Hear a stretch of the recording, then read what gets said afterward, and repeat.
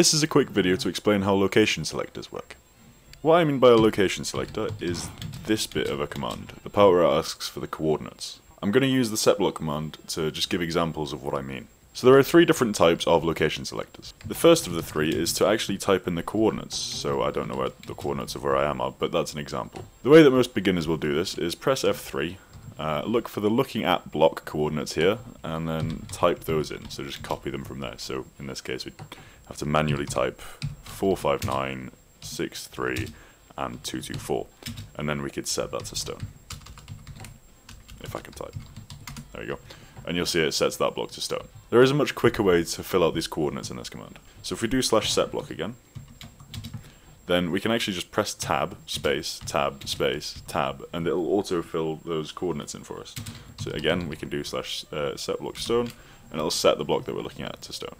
That's the easiest and simplest of the three. The next location selector is the relative position selector. So as you would have seen earlier with the Setblock, you'll see these little squiggly lines. What this will do is execute the command relative to the position of the entity that's running the command. So there are three squiggly lines, one for the x-axis, one for the y-axis, and one for the z-axis. If I leave them as they are, you'll see that all it does is change the block where my feet are to stone. So if I do it down here as well, you'll see that block, the block that I'm standing on, gets turned to stone. That's because I'm executing it at my exact position, because I haven't changed any of these squiggly lines. So just to explain this, I'm going to change the y-axis. So if I put a 3 there, what this will do is it'll run the command 3 blocks above the position of my feet. So if I press enter, you'll see that the block appears up here.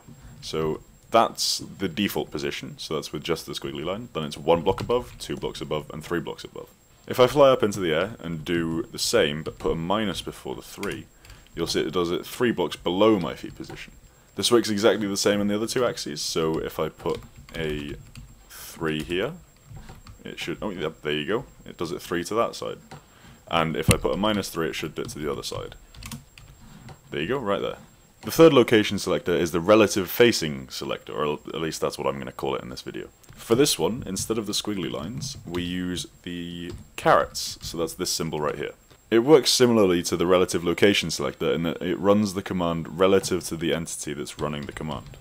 So if I do it without changing any of the symbols, you'll see that it does exactly the same as the squiggly lines did, and it'll run it at my feet. What makes this one cool though is that it actually runs the command relative to where the entity that runs the command is facing. So each of these carets actually represents one of the axes relative to the position that the player is facing. The first one represents right and left. The second one up and down, and the last one is forward and backwards. If I put a 3 after the last one, you'll see that it runs the command 3 blocks in front of me. And that works regardless of which direction I'm facing. The same goes for the other two axes. If I put a 3 after this one, you'll see that it does it 3 blocks above my feet. But this one can be a little bit weird, and it might not seem right sometimes. That's because it is running at the feet, and it's important to remember that. Usually if you're using this location selector, you want to use the execute command to make the command run about 1.5 blocks above the default position. All three of these location selectors are very useful in their own right, depending on what you're trying to do. I'd say the last one is usually best if you're trying to make like a custom weapon or something. The first one is obviously very good for maps, and the third one is usually best for things that you want to move around. That's quite a universal one, to be fair. Yeah. That's a very basic rundown of the three location selectors, and thanks for watching.